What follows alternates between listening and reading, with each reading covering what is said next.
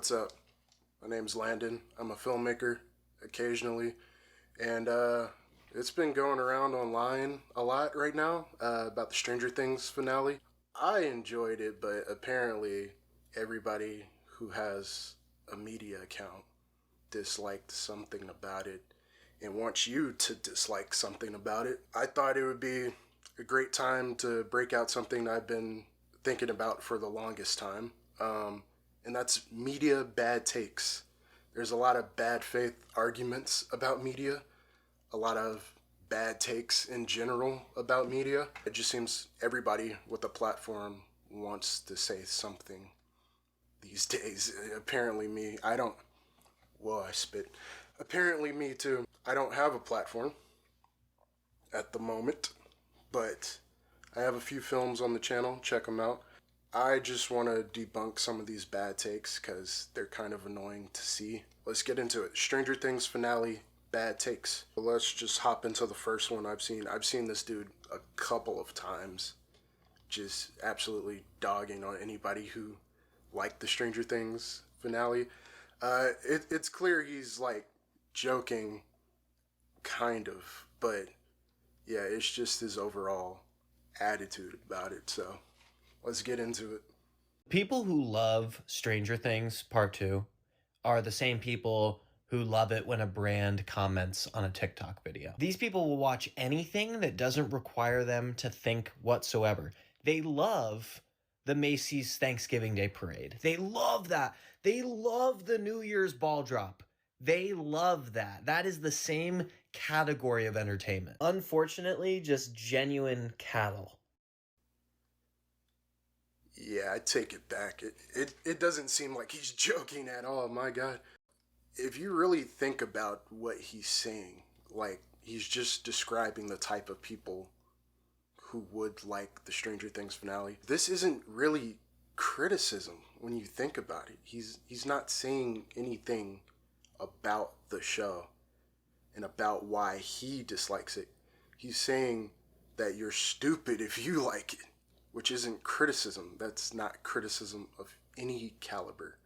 And I don't understand where these people get off of telling you you can't enjoy this thing because I didn't. Just something didn't resonate with you or you think it's stupid, so therefore everybody else has to think it's stupid, which is stupid. That's my take on this bad take criticism. It makes... Stranger. Shut up. Same people. You're still talking. It just doesn't make any sense. Let's move on to the next one. Someone please stop the Duffer Brothers from doing interviews on Stranger Things. They're acting like they didn't write and create this show. What are they doing? Here's what they had to say about the military after the Upside Down exploded. At 18-month gap, I suppose there's not much else to do. You can't explore this other dimension. There's no love to chase anymore because she's gone. So my guess is they just sort of slowly dismantled operations and left town. That makes sense. If you're unfamiliar with the show, the whole Upside Down basically explodes, and that's the military's whole purpose of being there and finding Elle. And once both of those are gone, they're just kind of there. What other purpose would they need to be there? And I get it. The quote is kind of like, the creators are all like, yeah, that's my guess, I guess. I don't know. At the same time, you have to put some of this on yourself. Like, what would the military be doing there if their whole purpose for being there is gone? Like, they can't charge these kids with anything because there's no evidence, and then that would just further incriminate themselves. So they would just be killing people, and then all the parents of the kids they killed would be in the know. I guess my brother in Christ, you're the writer of the show. They also talked about how some takes and some scenes had to be cut from the show because there was too much crying, but then they also talked about how there was not a single scene cut from the entire show. So those two things aren't contradictory at all. I don't know if he's confusing a take with a scene, but a scene is usually a whole section of a show, like maybe set in one location. A take is just an actor's performance of a portion of that scene. So if there was too much crying in one scene, maybe the actors got a little emotional about their show ending, then maybe they don't want that particular take in a scene. That's not contradictory at all. He could have looked up what a take in a scene is in filmmaking, but I guess he had to put this out to add to the hate train on the Stranger Things finale. And I guess this is a good time to stop. I don't care if you hate this show. It's not my show. I'm a fan. And some people dislike it for valid reasons in my eyes, but this isn't a reason, and this is easily debunked. Anyway, moving on. Say Joyce and Hopper realized that Henry and Vecna, they went to high school with him. They said they for sure had that conversation off screen. What? Keeps getting worse though. Yeah, a little weird, but the grand scheme of things, like, if that information was added to the show, like Joyce and Hopper realized they went to school with Henry, what would they have done with that information?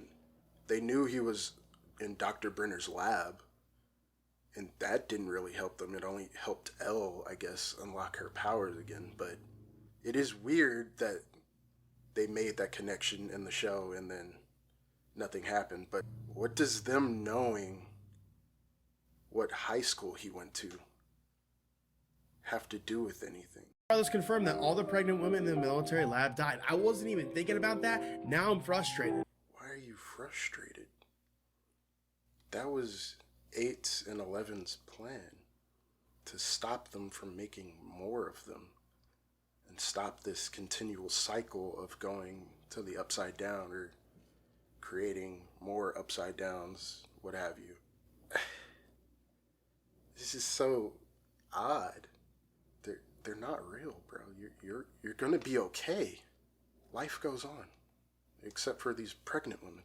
Anyway. Also said it's up to the audience to kind of decide if Vicky and Robin are still together. They wanted to leave that up to the audience. No, decide it. You're the writer.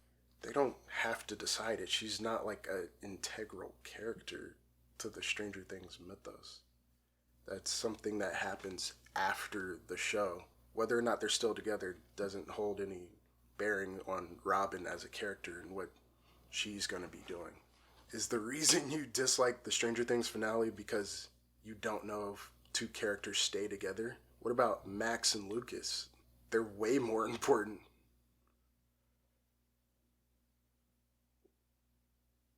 What? Talking about Stranger Things and the lights are flickering. Anyway, Max and Lucas are way more important, and they confirm that they're still together, at least for the time being. We don't know where they'll be in 20 years. Does it really matter, dude? They don't have to decide anything definitively. In Breaking Bad, we didn't know where Jesse was going.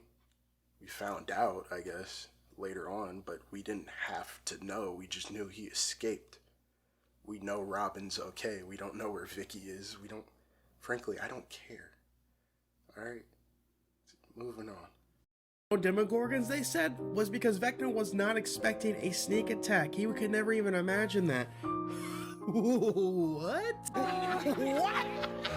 He's implying that it's weird that Vecna wouldn't expect a sneak attack. At first glance, it's weird that this incredibly smart, very capable dude wouldn't expect kids to retaliate. Why does this thing keep doing that? But when you really think about it, Vecna is in the abyss. He's a whole wormhole away. There's the upside down, and Mike says it. They're like 2,000 feet in the air. How would Vecna expect them to get there? Hopper's plan, he plans to fly a helicopter into it, which is impossible. He's flying a helicopter into straight, solid rock. Stop doing that. Like, why would he think a planet crashing down into the upside down would give these kids the upper hand and the ability to go to the abyss? He was safe throughout the entire season 4, season 5 time jump. Why would he think they could touch him up there? He's the only one who's been shown to go freely from the abyss to the upside down to Earth. Elle is the only person who could have, I guess, but that was sheer luck. Like he thought the gang was just gonna sit back as he had all these children? Come on now. Like the Duffer Brothers, but they gotta stop with this press tour, man. It's so cringe. You're the writers of the show. I don't even think they've seen it in years. That's what they're acting like. My God. That's mighty mean of you. It's their show. It's in their head. It's probably been in their heads for years, dude. It just boggles my mind when people make assumptions about a creator and about their process. Why are you assuming all of this stuff just because you didn't resonate with something?